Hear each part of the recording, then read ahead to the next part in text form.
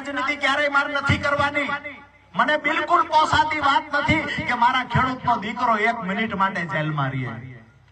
જે અપેક્ષાઓ આશાઓ હતી એ પ્રમાણે કામ થવામાં ક્યાંક ને ક્યાંક ખેડૂતો નિરાશ થયા. એક આગેવાન તરીકે હું પણ નિરાશ થયો. આજે ઘણા બધા એવી બી વાતો કરે કે રાજુભાઈ કરપડા ખેડૂતોને માર ખવડાવ્યો, ખેડૂતના ખંભે બંદૂક ફોડી.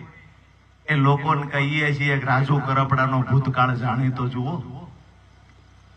રાત્રે 1 વાગે કોઈ ખેડૂતને આફત આવે, પછી દવાખાનું હોય તો ભલે, જીઈબી નો પીજીવીસીએલ નો પ્રશ્ન હોય તો પણ ભલે, આફત આવે એટલે અમારા વિસ્તારના ખેડૂતના મોઢામાં પહેલું નામ હોય કે રાજુ કરપડાને ફોન કરીએ. અને આજે ખુશી એ વાતની છે કે જે લોકો મને મળે છે એવું કહે છે કે રાત્રે 1 વાગે ફોન કરીએ ને તમારો ફોન ઉપડી જાય છે ને એટલે તમારી ભેગા ઉભા રહીએ છીએ. વાતો આ વિસ્તારમાં બહાર ઘણી બધી થતી હશે કે હવે શું કરશે, ક્યાં જશે, શું નિર્ણય લેશું. તો અહીંયા બધા પત્રકાર મિત્રો પણ છે, મોટી સંખ્યામાં બહાર પણ લોકો આપણને જોતા હશે, સાંભળતા હશે. હું તમામની વચ્ચે અમારા ખેડૂત ભાઈઓને પૂછું કે ભાઈ હું કોઈ પાર્ટીમાં જાઉં એમાં તમને વાંધો છે ખરા? અમારા જિલ્લાના અમારા ખેડૂત આગેવાનો, અમારી ટીમ, એને અમે ગમે ત્યાં જાવી તો વાંધો નથી. સુરત બેઠા બેઠા કેટલાય વાંધો છે. અમદાવાદ ઓફિસમાં બેહાર્યા છે, પગાર લે છે, જેને ખેડૂતના ખાની ખબર નથી એને વાંધો છે. અત્યારે ચાલુ જ છે ઓલામાં કોમેન્ટો લખ થાય છે. એને કહીએ કે ઘણા બધા પાર્ટી છોડ્યા પછી ખેડૂત નેતાઓની વાતો કરે છે. પાર્ટી આમ આદમી પાર્ટી છોડી એટલે ખેડૂતો સાથે વિશ્વાસઘાત થઈ ગયો અને ખેડૂતો માટે પૂરું થઈ ગયું. હવે લડશે નહીં. એમને એક બીજી ચેલેન્જ પણ કરીએ. જો એમને સ્વીકારવી હોય તો આપણે 8 દિવસની મુદત આપીએ છીએ. મેં પાર્ટી છોડી દીધી છે એવું તો હોય નહીં કે ખેડૂત માટે લડવા માટે 3 પાર્ટીમાંથી માત્ર એક આમ આદમી પાર્ટી જ બરાબર છે. એ જ ગંગાના પાણીએ નવરાવીને પાર્ટીની સ્થાપના કરી. આવું તો હોય નહીં ને. તમારે ખેડૂત માટે લડવું હોય તો એક રાજકીય પાર્ટીમાં રહી અને બીજો માણસ બીજી પાર્ટીમાં જાય તો એની પર આક્ષેપ ન કરવો જોઈએ. કાં તો તમારે પણ કોઈ પાર્ટીમાં ન જોડાવવું પડે. બિન રાજકીય રીતે લડતા હોય એ માણસ કહી શકે કે ભાઈ રાજુભાઈ કોઈ પાર્ટીમાં જોડાવવું નહીં. આજે હું અહીંયા ગડાતના આંગણેથી ગોપાલભાઈ ઇટાલિયન કહીશ કે અઠવાડિયું વિચારવાનો સમય આપું છું, ત્યાં સુધી હું શાંતિ રાખીશ. 1 અઠવાડિયાનો સમય બિન રાજકીય રીતે આવો ખેડૂત અને મજૂરોની લડાઈ લડીએ.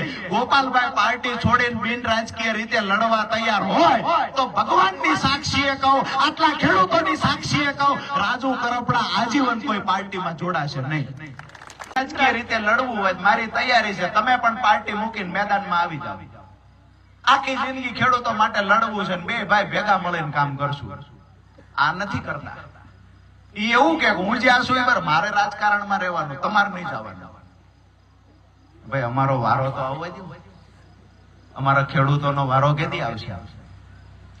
બીજી વાતો કે ક્યાંક ને ક્યાંક જે કોઈ પ્રશ્ન હોય છે એમાં સ્વાભાવિક છે કે આક્ષેપો થતા હોય તો એની સામે જવાબો આપવા જોઈએ. અમુક એવી ઘટનાઓ ઘટી છે દોસ્તો કે રાજુ કરપડાને ક્યાંક ડરપોક બતાવવામાં આવ્યો. એ લોકોને કહીએ છીએ કે FIR થી રાજુ કરપડા ડરતો નથી. જો FIR થી ડરતો હોય તો હું જે પાર્ટીમાં મેં કામ કર્યું છે ત્યાં વફાદારીથી કામ કર્યું. આમ આદમી પાર્ટીના નેતાને બીજી એક ચેલેન્જ કરીએ છીએ કે રાજુ કરપડા આમ આદમી પાર્ટીમાં આવ્યા પછી આમ આદમી પાર્ટીના કાર્યક્રમો કરવાના કારણે રાજુ કરપડા ઉપર જેટલા કેસ થયા જેટલા પ્રદેશના એક નેતા પર થયા હોય તો હું એના વખાણ કરીશ. સૌથી વધારે પાર્ટીના કામ કરવામાં કોઈ ઉપર કેસ થયા હોય ને તો આ ખેડૂતનો દીકરો ને તમારો ભાઈ રાજુ કરપડા ઉપર થયા. દોસ્તો કઈ રીતે તમે ડરપોક બતાવી શકો? કઈ રીતે તમે ગદ્દાર બતાવી શકો? જેની ઉપર એક પણ કેસ પાર્ટીમાં આવ્યા પછી નથી થયા. એ લોકો આપણને હું હળદર આવીશ 5-5 કિલોમીટર ચાલીને પણ હું હળદર પહોંચો છું. અને જે લોકો નહોતું આવવું, માત્ર ખેડૂતના નામે વાહિયાત વાતો કરવી હતી, એ લોકો વિડીયો બનાવીને હળદર થી દૂર રહ્યા હતા. અમે એ લોકો નથી. કે વેદનાની ડાયરી ગામે ગામ ફરી લખીએ અને ચૂંટણી ગયા પછી ડાયરી અભેળીએ સડાવી દેનારા લોકો અમે નથી, અમે ખેડૂતો હાટું જીવ પાથરી દેનારા લોકો છીએ. ઘણી બધી વાતો થઈ હતી, પણ ખેડૂતો માટે એક પણ કામ કર્યું હોય એવું તો બતાવો. કાંઈ કર્યું નથી, તેમ છતાંય અમારા ગુજરાતના ખેડૂતોને ગુમરાહ કરે છે. અને ક્યારેક ક્યારેક મને પણ દુઃખ એ વાતનું થાય છે કે આપણા ખેડૂત પણ આમની વાતમાં કેમ આવી જતા હોય છે. આપણા ખેડૂતોનો જે વિશ્વાસ છે, મારી તમારી આત્મીયતા છે, એને ક્યાંક ને ક્યાંક ઠેસ પહોંચાડવાનું કામ થઈ રહ્યું છે.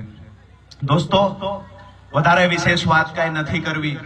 આવનાર દિવસોમાં જ્યાં જ્યાં પણ સભાના કાર્યક્રમો થશે, આયોજનો થશે, હું અપેક્ષા રાખું છું જે ખેડૂતો આયોજન કરી રહ્યા છે, જે ગામના ખેડૂતો આયોજન કરી રહ્યા છે, જેમ આજે હજારોની સંખ્યામાં અહીંયા ઉપસ્થિત છો, મોટી સંખ્યામાં માતાઓ બહેનો ઉપસ્થિત છે, આવનાર સમયમાં પણ આપ સૌ ઉપસ્થિત રહેશો.